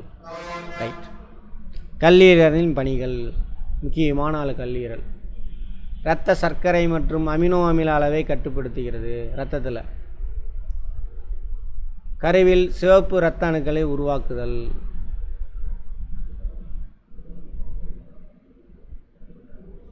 கரு உருவாகுதில்ல, எலும்பு உருவாகி எலும்பு மத்தியில் தான் இரத்த சிவப்பணு உருவாகும். அந்த இடத்துல அவங்க வர வரைக்கும் இவர் அந்த வேலையை பார்த்துட்டு வராங்க. இரத்த முறைதலுக்கு பயன்படும் பைபிரினோஜன் புரோத்ராம்பின் ஆகியவற்றை உருவாக்குதல். இரத்த உறைதலுக்கு ஹெல்ப் பண்ணும் போல் இருக்கு. வேறு யார் இரத்த உறைதலுக்கு ஹெல்ப் பண்ணுவாங்க? பிளேட்லெட்ஸ். அது மாதிரி இது ஒரு மாலிகுல். சிவப்பு இரத்த அணுக்களை அழித்தல். செத்து போச்சு இல்லை, செத்து போய் சுற்றிக்கிட்டே இருக்கும், அதெல்லாம் கொண்டு அனுப்புவார். இரும்பு, தாமிரம், வைட்டமின் ஏ, டி ஆகியவற்றை சேமித்து வைத்தல். கேட்பாங்க, இரும்பு இது வரைக்கும் எங்கேயும் சேமித்து பார்க்கல, இங்கே தான் சேமித்தோம். சரியா? கால்சியமும் பாஸ்பரஸ் எங்கே சேமிக்கப்படும்? எலும்பில். ஹேபரின் உருவாக்குதல், ரத்தம் உறைதலை தடுப்பானாமா. ஹேபரின் ரத்தம் உறைதலை தடுக்கிறது. இந்த வேலையெல்லாம் பார்த்துக்கிட்டு யார்? கல்லீரல், ரொம்ப முக்கியமானவர். நச்சுக்கள் மற்றும் உலோக நஞ்சினை வெளியேற்றுதல், இதுதான் முக்கியமான வேலை. அதான் பித்த நீராக வெளியேறுது. மருந்து பொருட்கள் ஆல்கஹாலின் நச்சுத்தன்மையை நீக்குதல், ரத்தத்தில் போகுதில்ல ஆல்கஹால், அது லிவர் கெட்டு போச்சும்பாங்க. ஒன்று சரக்கு அடித்து கெட்டு போகும், சரியா? அப்படி இல்லை அப்படின்னாக்கா சார் எதுவுமே சாப்பிட மாட்டான் சார், அப்புறம் எப்போ கெட்டுச்சு அப்படின்னாக்கா ஒன்று அந்த நோய் தொற்று பாக்டீரியா ஃபங்கஸ் போய் அட்டாக் பண்ணும். இன்னொன்று மருந்து, ஹை டோஸ் மருந்து எடுத்திருப்பாங்க, அதுவும் அடிச்சிடும் காலி வருது, சரியா? லிவர். அடுத்து கணையம்.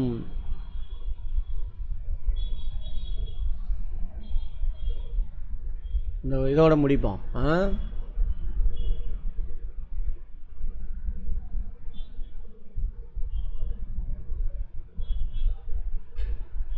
கணையம் வந்து 2 வேலை செய்வாங்க.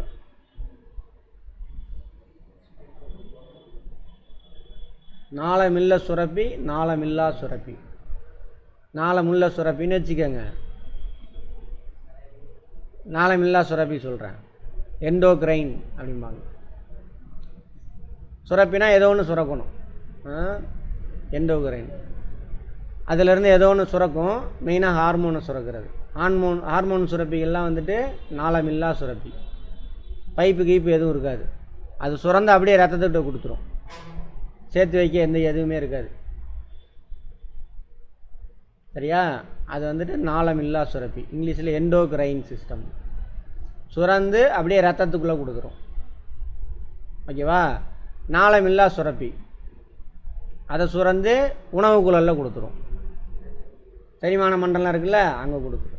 சேமித்து வச்சு கொடுக்கலாம், அப்படியே கூட கொடுக்கலாம். எண்டோ உண்மையான உடம்பு எது? நம்ம உணவு குடல் உண்மையான உடம்பு இல்லை, நம்ம தானே, அதுக்குள்ளே தான், அது ஒரு பைப்பு, அவ்வளோதான். அதனால் உணவு பாதை ஒரு பைப்பு. சரி, அப்போ நாளமில்லா சுரப்பி ஹார்மோனை சுரக்கும், அதை சுரந்து ரத்தத்திட கொடுத்துரும். ஹார்மோன் என்ன பண்ணும்? உடல் வேலைகளை கட்டுப்படுத்தும். போய் ஒரு உறுப்பை தூண்டி விடு, இந்த வேலையை செய்ய, தூங்காத, அதிகமாக சுரந்து விடு, செரிமானம் பண்ணு அப்படின்னு தூண்டி விடும் ஹார்மோன். அந்த ஹார்மோன் செய்யும் கரங்கந்தானடா சொல்கிறானா, நிறைய ஹார்மோன் சுரப்பி. அது மாதிரி 2 வேலையுமே செய்யும், நாளமில்ல சுரப்பியாகவும் நாளமில்லா சுரப்பியாகவும் செயல்படும். ஹார்மோனையும் சுரக்கும், நொதியையும் சுரக்கும். நாளமில்லா சுரப்பி நொதிகளை சுரக்கும். நொதி என்ன பண்ணும்? உணவை டைஜஸ்ட் பண்ணும், ஓகேவா? 2 வேலை செய்கிற ஒரே உறுப்பு உடம்புல கணையம், இங்கிலீஷில் பேங்க்ரியாஸ். இந்த இருக்காரு பாருங்க, இது எதுவா?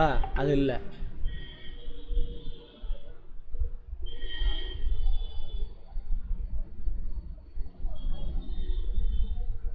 இந்த இருக்கு பாருங்க, இந்த இருக்கா, தெரியுதா? இரைப்பை கீழே பின்னாடி இருக்கும், ஒரு இலை மாதிரி இருக்குன்னு வச்சுக்கோங்களேன், நீளமான இலை மாதிரி இருக்கும். இது பிளவுபட்ட இலை போன்ற அமைப்புடைய சுரப்பி ஆகும். இரைப்பைக்கும் டியோடினத்திற்கும் இடையே அமைந்துள்ளது. டியோடினம் என்ன பார்த்தோம்? முன் சிறுகுடல், அதுக்கு நடுவில். கணையமானது நாளமில்ல சுரப்பி ஆகும், அதாவது நொதிகளை சுரக்கிறது. நொதியை சுரந்து எங்கே கொடுக்கும்? சிறுகுடலில் கொடுக்கும். ரைட். நாளமில்லா சுரப்பி ஆகும். நாளமில்லா சுரப்பி என்ன சுரக்கும்? ஹார்மோன். ஹார்மோன் சுரந்து எங்கே கொடுக்கும்? ரத்தத்தில் கொடுக்கும், இங்கிலீஷில் எண்டோக்ரைன், சரியா? அது நாளமில்ல சுரப்பின் பகுதியாக இருக்கின்ற கணையத்தின் சுரப்பு பகுதி கணைய நீரை சுரக்கிறேன்னா அது அந்த செக்ரீட் பண்ணுறது, இங்கிலீஷில் கணைய நீரை சுரக்கிறது. அவற்றில் 3 நொதிகள் காணப்படுகின்றன. அவைகள் லிப்பேஸ், ட்ரிப்சின், அமைலேஸ். இவை முறையே லிப்பேஸ் வந்து கொழுப்பை கரைக்கும், ட்ரிப்சின் புரதத்தை கரைக்கும், கரைக்குன்னா சின்ன மாலிகுலாக உடைக்கும். அடுத்து அமைலேஸ் ஸ்டார்ச்சை கரைக்கும். உமிழ் நீரில் அமைலேஸ் தான் இருக்குமா? உமிழ் நீரில் அமைலேஸ் டார்ச், அங்கே அவரும் சுரக்கிறார், இவரும் சுரக்கிறார். எடுத்து டேபிள் மாதிரி போட்டு ஒரு தடவை பார்த்துக்கோங்க, மறக்காது. இதன் மேற்புறத்தில் லாங்கர்கான் திட்டுகள் காணப்படும். இந்த லாங்கர்கான் திட்டுகள் நாளமில்லா செல்களை கொண்டுள்ளது. மற்றும் ஹார்மோன்களை சுரக்கிறது.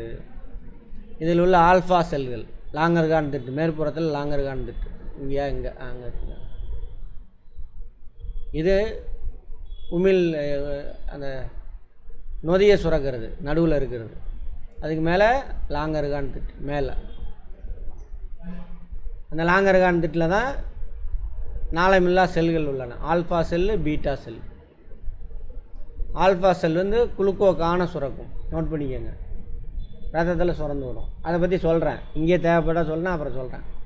பீட்டா செல் வந்துட்டு இன்சுலினை சுரக்குது. இன்சுலின் கேள்விப்பட்டிருப்பீங்களே, இந்த இன்சுலின் தான் இந்த சுகர் சொல்கிறாங்களே, அவருக்கு காரணமே இவர் தான். சுகர் பார்க்குறோம்ல, இவர் சுகர் வந்து நோய் கிடையாது, அது டிஸார்டர். பார்ப்போம், இவரை பற்றி தெரிஞ்சுக்கலாம். குடல் சுரக்கும் சக்சஸ் வென்ட்ரிகல்ஸ் என்ற சாரினை சுரக்கின்றன. அதில் மால்டேஸ், லாக்டேஸ் குடல் சுரப்பிகளா? சரி, குடல் சுரப்பி தான் முன்னாடி பார்த்துட்டோம்ல. அதுதான் இது, வேறு ஒன்றும் இல்லை. Maltase, lactase, sucrase, lipase. ஆமாம், அங்கே பார்த்து. ஆமாம், காரத்தன்மை உள்ள பகுதிகளில் செயலாற்றும் நொதிகள் காணப்படுகின்றன. இவங்கெல்லாம் காரத்தன்மை கொண்டது. முன் சிறுகுடலிலிருந்து உணவானது மெதுவாக கீழ் நோக்கி நகர்ந்து பின் சிறுகுடலை அடைகிறது. அங்கே செரிக்கப்பட்ட உணவானது உறிஞ்சப்படுகிறது. அங்கே சொன்னதே திரும்ப சொல்கிறானுங்க, சரியா? ரைட். உணவு உறிஞ்சப்படுதல் எங்கே? உணவு உறிஞ்சப்படும் பின் சிறுகுடலில் தான் உணவு உறிஞ்சப்படும். இடை சிறுகுடலில் நொதிகள் சுரக்கப்படும். அந்த நொதிகள் தான் இது. இந்த நொதிகள் எதில் செயல்படுது? காரத்தன்மை உள்ளது. காரத்தன்மையான என்ன கெமிஸ்ட்ரியில் பார்ப்போம், பேசிக் மேட்ரு. உணவு உறிஞ்சுதல் என்பது செரிமானத்திற்கு பின்னர் பெறப்பட்ட ஊட்டச்சத்துக்களை உடல் உறிஞ்சிகளால் உறிஞ்சப்பட்டு இரத்தம், நிணநீர் மூலம் உடல் முழுவதும் விநியோகிக்கப்படுகிறது. நோட் பண்ணிக்கோங்க. இரத்த நிணநீரை பற்றி தெரியும் நமக்கு. ஒவ்வொரு உடல் செல்களின் தேவைகளுக்கு ஏற்ப வழங்கப்படுதல் ஆகும். உறிஞ்சி ரத்தத்திட்ட கொடுத்துருப்பாங்க, இவங்க எடுத்துகிட்டு போய் எல்லா உடம்புல உள்ள எல்லா செல்லுக்கும் சப்ளை பண்ணுவாங்க, சரியா? அதோட ரத்தத்தோட வேலை முடிஞ்சா அடுத்து என்ன பண்ணுவாங்க? கழிவுன்னு சொல்லிடுங்க, வேலை முடிஞ்சு போச்சு. கழிவை எடுத்துகிட்டு வந்து அவங்கள்ட்ட கொடுத்துருவோம், அவங்க எடுத்து வெளியில் அனுப்பிடுவாங்க. உணவு தன்மயமாதல். தன்மயமாதல் முன்னாடியே பேசியாச்சு.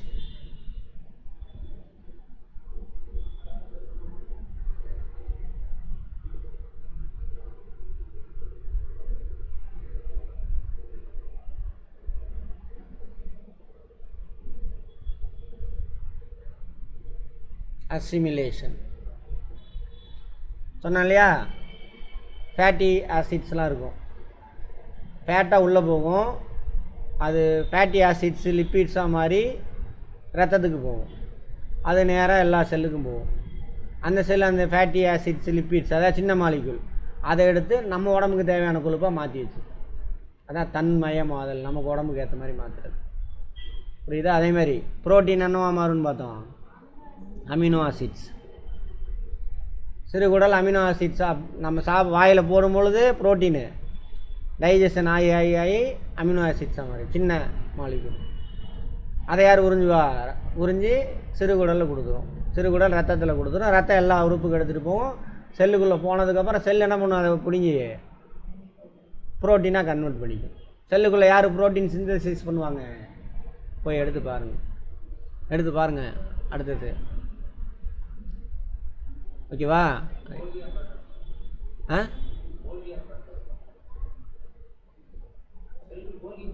கோலிக்கு படியா? 2 பேர் இருப்பாங்க, 2 பேர் புரோட்டீன் சிந்தசிஸ். தன்மயமாதல் எழுத்து பார்த்துக்கணும், இந்த மாதிரி படிச்சு. தன்மயமாதல் உறிஞ்சப்பட்ட உணவுப் பொருளை உட்புறமுள்ள மற்றும் ஒத்திசைவான திசுக்களோடு இணைப்பதாகும்.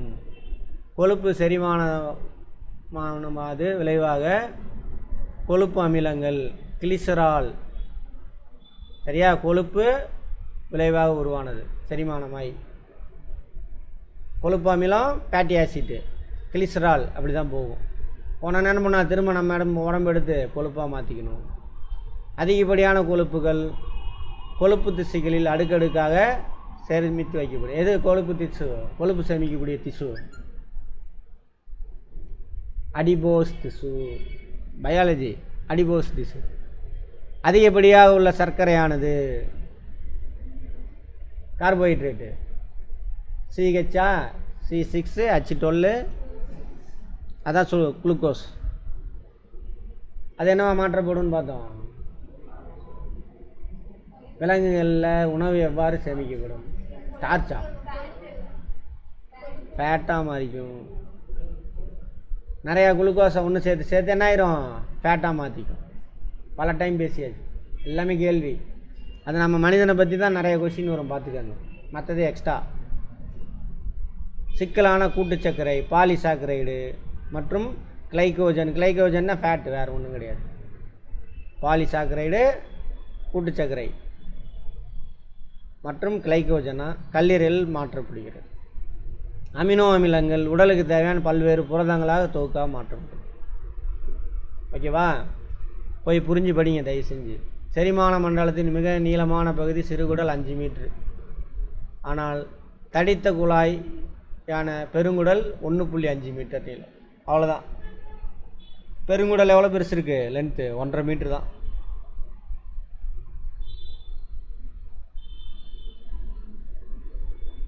எங்கே போச்சு?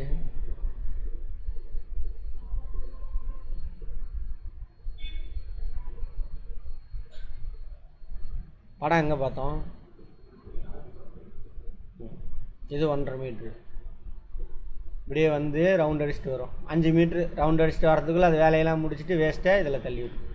இது அப்பண்டிக்ஸ், ஒட்டுக்குடல் சொல்கிறாங்களே. இது தேவையில்லாது. ஒரு காலத்தில் நமக்கு தேவைப்பட்டிருக்கு, இப்போ நம்ம உடம்புல தேவையில்லாது. அது ஒட்டுக்குடல் ஒழுங்காக சாப்பிடல கீப்பிடலாம், அந்த ஆசிட்லாம் உள்ளே ஃபார்ம் ஆகி இது வெடிக்கிற நிலைமைக்கு ஊதிடும். அது அப்பண்டிக்ஸ் ஆப்ரேஷன் சொல்கிறாங்கள்ல. வெடிச்சிடும், உள்ளே வெடிச்சுன்னா ஆள் செத்து போயிடுவான்.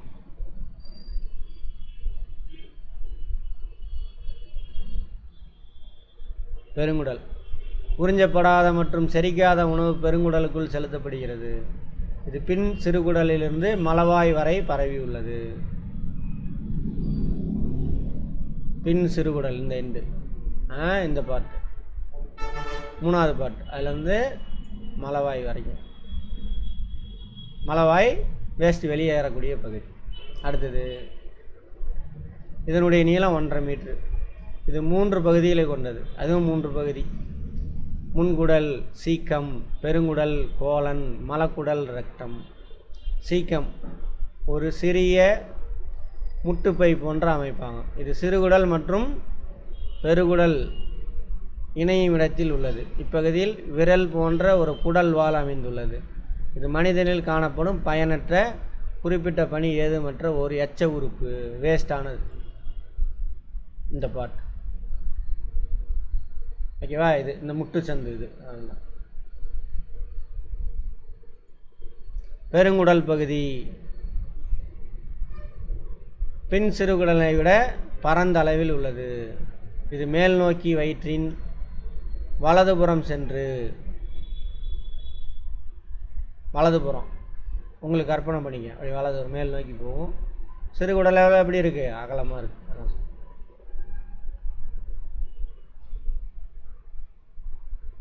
வயிற்றுப்பகுதியின் இடதுபுறம் குறுக்காக திரும்பி, இங்கேருந்து இடதுபுறம் எனக்குன்னா இப்படி இங்கே ஏறி லெஃப்ட் சைடு வந்து குறுக்காக வருது. அப்புறம் என்ன, அது லெஃப்ட் சைடு வயிற்றில் கீழே இறங்குது. இடது பகுதி கீழ் நோக்கி இறங்கும். மலக்குடல் இறுதியாக சென்று மலவாயில் திறக்கிறது. மலவாயானது வளையங்கள் போன்ற மூடிய நிலையில் இருக்கும் தசைகளால் ஆனது. நிறைய வளையம் மாதிரி இருக்கும். இல்லை என்ன ஆயிரும், அது வெளியே நிறையா பூச்சி மைக்ரோப்ஸ்லாம் உள்ளே பூந்துடும். அதுக்காக இது மலமானது வெளியே கடந்து செல்லும் பொழுது திறக்கும் அமைப்புடையது. இது மலச்சூர் தசை என அழைக்கப்படுது. மலச்சூர் தசை உட்கொள்ளப்பட்ட செரிக்காத மற்றும் தன்மயமாகாத உணவு பகுதியானது. சரியா? சாப்பிட்டது செரிக்காத உள்ளே போகலை, மலவாய் வழியாக கழிவுப் பொருளாக உடலிலிருந்து வெளியேற்றப்படுகிறது. இதனையே மலம் வெளியேற்றல். அதான் சொல்லுவேன், நம்மளோட உடம்போட வேஸ்ட்டு கிடையாது அது. சரியா? நம்ம உடம்போட வேஸ்ட் எது? ரத்தத்துக்குள்ளே போயிட்டு எல்லா செல்லுக்கு போயிட்டு அங்கேருந்து வர்றது தான் வேஸ்ட்டு. புரியுதா? இது நம்ம உடம்பால் அப்சர்வ் பண்ணப்படாத பொருள். அப்போ என்ன பண்ணணும்? கொஞ்சமாக சாப்பிட்டாலும் மென்று சாப்பிட்ணும். சரியா? நிறையா சாப்பிட்றோம், மென்று சாப்பிடல, அதெல்லாம் தேவையில்லாமல் போய் என்ன பண்ணணும்? அந்த மைக்ரோப்ஸ் தான் சாப்பிடும். அதில் இன்னொரு விஷயம் அதை சொல்லாம விட்டானுங்க. அந்த பெருங்குடலில் 600க்கும் மேற்பட்ட மைக்ரோப்ஸ் பாக்டீரியா இருக்குது. சரியா? அவங்க அதை சாப்பிட்டு கழுவி போடுவாங்க. அந்த கழிவு என்ன ஆகும்? நமக்கு மினரல்ஸ், அதிலேருந்து மினரல்ஸ், விட்டமின்லாம் கிடைக்கும். அதையும் எக்ஸஸான தண்ணி போகும், அதையும் உறிஞ்சிறவர் யார்? பெருங்குடல். அது அவரோட வேலை. கழிவு நீக்க மண்டலம் நாளைக்கு பார்ப்போம். எங்கெங்கே என்ன இதை அப்படி நம்ம பார்த்து தான் எல்லாமே சொல்லிட்டேன், திரும்ப சொல்ல வேண்டாம். எதை எதை சுரக்கிறாங்கன்னு சொல்கிறாங்க. செரிமான விளைபொருள், மூலக்கூறு, நொதிகள். அந்த நொதிகளில் என்னென்ன மூலக்கூறு? நொதிகளில் யார் யார் இருக்காங்க, அவங்க யார் யாரை எந்த மூலக்கூறை சின்ன சின்னதாக உடைக்கிறாங்க. உமிழ்நீர் சுரப்பி, அமைலேஸ் டயலின். எதை உதைக்கிறாரு? ஸ்டார்ச் என்னவா உடைக்கிறாரு? மால்டோஸாக உடைக்கிறார். இரைப்பை சுரப்பிகள் நான் இங்கேயே போட்டு வச்சுட்டேன், நீங்கள் போய் எடுக்க தேவையில்லை, இதை பார்த்தா போதும் ஒழுங்கா. பெப்சினு, ரெனின். புரதங்கள். ரெனின் யார்கிட்ட தான் இருக்குன்னு பார்த்தோம்? குழந்தைங்களுக்கு மட்டும். பால் புரதங்கள் அல்லது கேசினோஜன், பாலை உரைய செய்து கேசின் புரதம் தயாரிக்கும். பெப்டோன்கள் புரதம். அடுத்தது கணையம், கணைய அமைலேஸ், அதேமாரி ட்ரிப்சின், கைமோட்ரிலிப்சின், கணைய லிப்பேஸ். அமைலேஸ் தெரியும், ஸ்டார்ச்சை மால்டோஸாக மாற்று. பெப்சின், ட்ரிப்சின் அதெல்லாம் வச்சுக்கோங்க, எல்லாம் ஒரே மாதிரி இருக்குது. புரதங்களும் பெப்டேன்களையும் கரைக்குது. புரோட்டீனுடைய இன்னொரு சின்ன மாளிகள் தான் பெப்டோன். புரதம், பெப்டோன் ரெண்டையுமே என்ன? ட்ரிப்சின் அப்படின்னா வச்சுக்கோங்க. பெப்டைடு, அமினோ அமிலங்கள். சின்ன சின்னதாக உடஞ்சான ஆயிரும், பெப்டோனு பெப்டைடாகவும் அமினோ அமிலமாக உடையுது. அடுத்தது கைமோட்ரிப்சின், அதுவும் புரோட்டீனை தான் உடைக்குது. புரோட்டியோசஸ், பெப்டோன்கள், பாலிபெப்டைடுகள், 3 பெப்டைடுகள், 2 பெப்டைடுகள், பாலிபெப்டைடு வருது. பெப்டைடுன்னா என்ன அர்த்தம்? அதுவும் அமினோ ஆசிட்ஸ் மாதிரி தான், புரோட்டீனோட சின்னது தான், சும்மா பார்த்து வச்சுக்கோங்க வேறு வழியில். கணையத்தில் லிப்பேஸ், கொழுப்பை கரைக்குது. கொழுப்பு அமிலங்கள், கிளிசரால். அடுத்தது குடல் சுரப்பி இருக்கு இல்லையா? குடல் சுரப்பில் எந்த இது? 2வது பாட்டு ஜீஜினம், நடு சிறுகுடல். மால்டோஸை உடைக்குது. மால்டோஸ் யார்? ஸ்டார்ச் மால்டோஸாக மாறி வருது, ஒரு அங்கே உடைக்கிறார். ஒவ்வொருத்தரும் ஒவ்வொரு வேலையை செய்கிறாங்க. குளுக்கோஸ், இப்போ கார்போஹைட்ரேட், C6 H12.